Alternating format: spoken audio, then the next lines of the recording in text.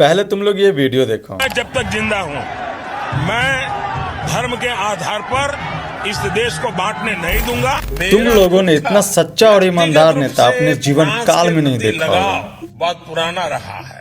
अरे यदुवंश के साथ तो हमारा रिश्ता है, हमारा नाता है। पंजाब के साथ मेरा विशेष नाता रहा है। चीन के साथ मेरा निजी रूप से भी एक विशेष नाता है। मैं जिस दिन हिंदू मुसलमान करूंगा ना, उस दिन मैं सार्वजनिक जीवन में रहने योग्य नहीं रहूंगा। प्रधानमंत्री मोदी को इस सब की कोई हिचक नहीं है कि मैं प्रधानमंत्री हूं, मेरे पद की कोई गरिमा है, इस सब से कुछ फर्क नहीं पड़ता।